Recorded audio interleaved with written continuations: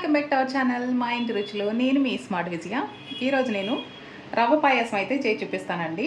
రవ్వ పాయసానికి కావాల్సిన పదార్థాలు, తయారీ విధానం ఎలాగో చూద్దాము. ముందుగా స్టవ్ వెలిగించుకుని కడాయిని అయితే పెట్టేసుకున్నానండి. అలాగే 2 స్పూన్లు నెయ్యిని కూడా వేసేసుకున్నాను.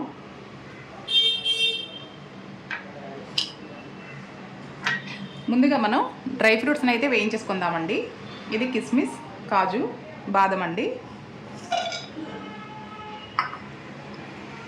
ఇవి కలర్ చేంజ్ అయ్యేంత వరకు అయితే వేయించుకోవాలి.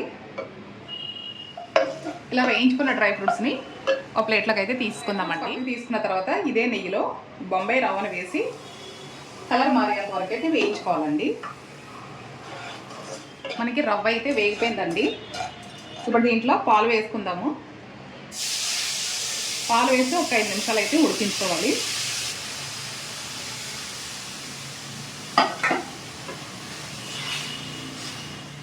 ఉండలు కట్టకుండా ఒక 5 నిమిషాలు ఇలా కలుపుకుంటూ అయితే ఉడికించుకోవాలండి. 5 నిమిషాలు అయితే అయిందండి. ఇప్పుడు బెల్లాన్ని వేసేసుకుందాము. మనం స్వీట్ తినేదాన్ని బట్టి బెల్లం వేసుకోండి.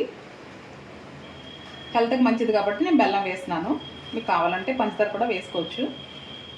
కరిగిన తర్వాత ముందుగా ఉడికించి పెట్టుకున్న పెసరపప్పు అండి. మరీ మెత్తగా ఉడికిపోకూడదు, కొంచెం పలుకులుగా ఉండాలి. అప్పుడే మనకి టేస్ట్ ఇంకా బాగుంటుంది. పెసరపప్పుతో పాటు కొద్దిగా కొబ్బరి,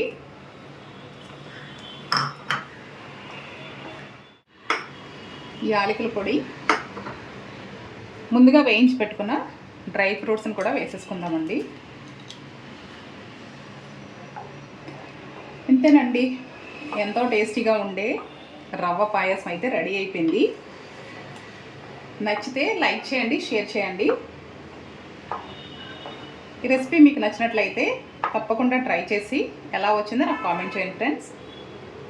నా ఛానల్ని ఫస్ట్ టైం చూస్తున్నట్లయితే సబ్స్క్రైబ్ చేసుకోండి. నేనైతే స్టవ్ ఆఫ్ చేసేసుకుంటున్నాను.